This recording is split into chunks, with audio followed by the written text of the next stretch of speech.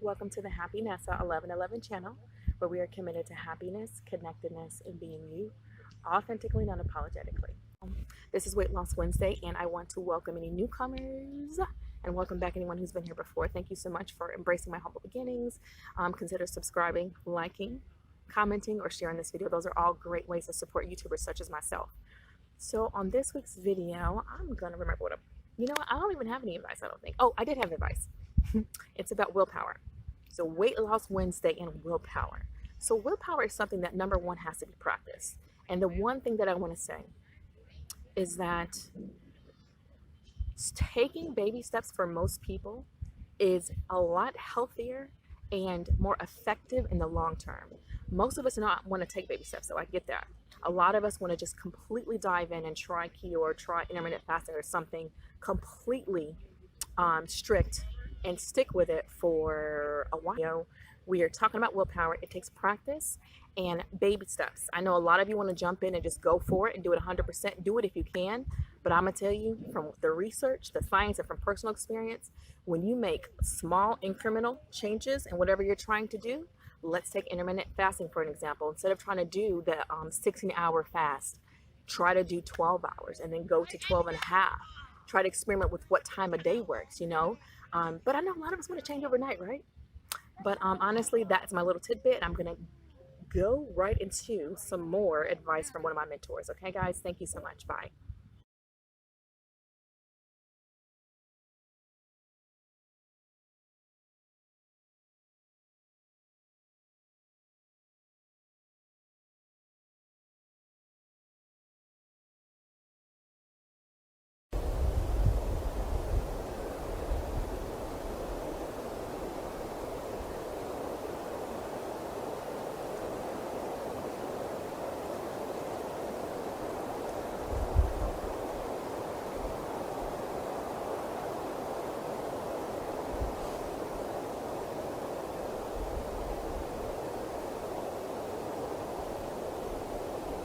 Hello, Dr. Berg here. In this video, we're going to talk about intermittent fasting and discipline.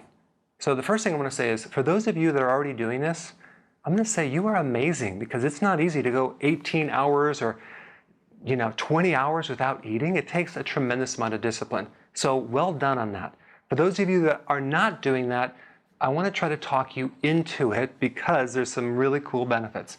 My message has always been, you have the power over food, your body, your health. Okay, but what do most people do? It's the opposite. It's the food is controlling them.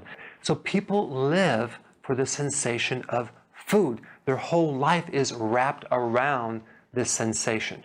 Okay, it comes with a package. Okay, I'm not talking about the sensation of health foods. I'm talking about the sensation of junk foods.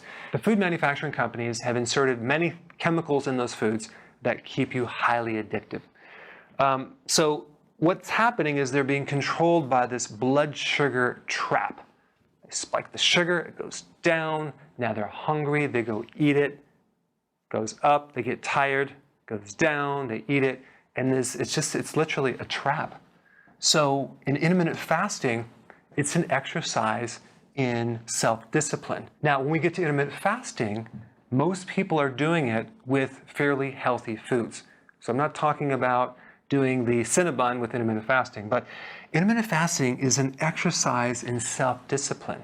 If you think about it, it has so many benefits physically, like increasing growth hormone by 2,000%, regrowing nerve cells so your cognitive function is amazing, high levels of ketosis where your body is so level, you're out of the blood sugar issues now. Now you have this incredible energy that's very sustaining. Improving your memory, improving inflammation, improving your cardiovascular function. I mean, it's amazing. But beyond the health, there's also increasing your personal power, your personal willpower, because you're actually putting discipline where you're not eating for a period of time, despite all this temptation. It really improves your personal willpower, which is actually almost equivalent to the body improvements.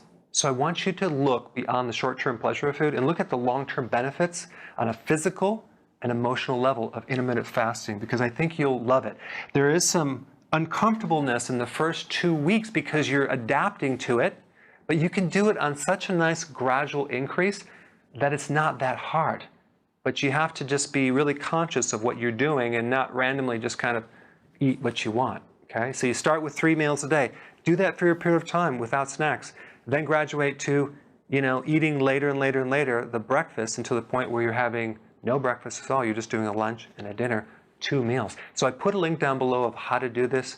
So the next step is just to start. So as of today, I'm just under 60 pounds total loss since. And so for the women out there, you guys, I was killing a size 18 women's, and now I'm in a loose size 10. Wow, that's fantastic. You basically have a 6-pack ab right now, right? Oh yeah, absolutely. I never really had 6-pack abs, let's just say. Even when I was 170 pounds, soccer weight, it wasn't defined, let's just say, in terms of that. You can kind of see the outsides, but you never could see the inside. Now you can definitely see the whole thing, especially if I flex a little bit, then it's very prominent. And, that definitely feels good. I'm proud that I don't have to worry about wearing a swim shirt when I go with my kids to the pool or something, which I would when I was 180 pounds or 190 pounds. I felt a little embarrassed in that way. But besides just looking better, I just feel 100% better. It's hard to tell how you feel really when you're 180 pounds. You don't feel good, but if I could compare somehow, get the feeling trapped in a bottle for both feelings at the same time, it's so much better now than it was then. So I thought, let me give my body a chance to adapt more. And 2-3 months, I did my blood test again, and my cholesterol was at the normal range.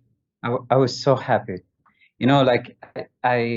Sorry, doctor, I have 2 members of my family, one died of a heart stroke and one is disabled from the neck down just because of heart disease.